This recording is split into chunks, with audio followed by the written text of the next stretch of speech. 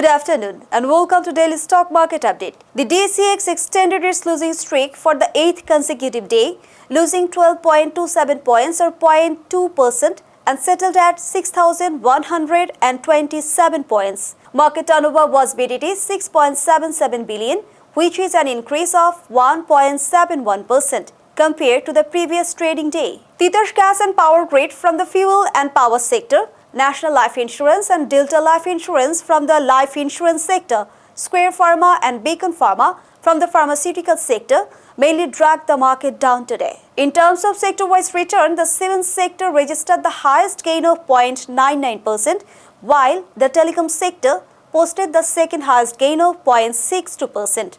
On the other hand, the life insurance sector registered the highest loss of 1.21%. For fuel and power companies and for general insurance companies were among the top 20 losers today. SLM Cold Roll Steels Limited, Prime Textile Spinning Mills Limited and Bangladesh Industrial Finance registered the highest gain, while Asia Pacific General Insurance, Eastern Lubricants and National Life Insurance were the top losers.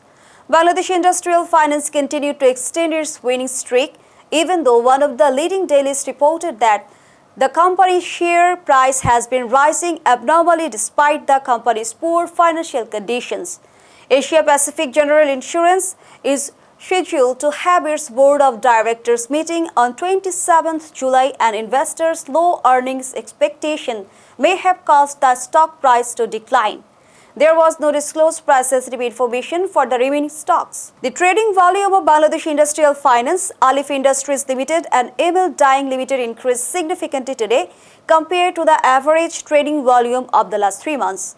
Investors continued to show interest in Bangladesh Industrial Finance's shares despite the company's poor fundamentals. There is no publicly disclosed material reason for the volume increase of these stocks. Today's top 2 news. Banks are settling letters of credit LCs at the rate of BDT 101.6 to BDT 102 per US dollar due to dollar shortage in the market amid huge demand.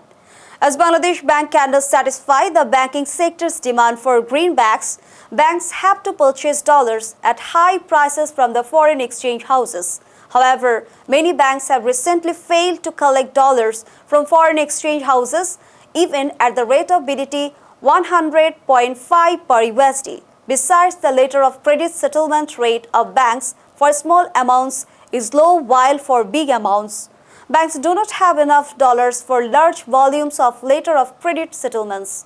This crisis may stay a bit longer in the economy as lesser encashment of export proceeds and lower remittance will fail to satisfy this huge dollar demand. Bangladesh expects a lower export growth for the fiscal year of 2023, although it earned USD 52.08 billion in the previous fiscal year.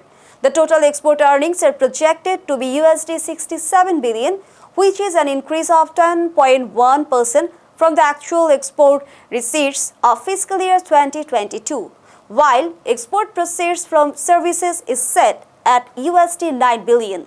A 12.5% increase compared to the previous fiscal year. The global economic turmoil and low product diversification are the major challenges for the lower target export growth. That's all for today. We'll be back again next week with more updates on Dhaka Stock Exchange. Follow LR Global on Facebook, LinkedIn, Twitter, and subscribe to our YouTube channel. Thank you.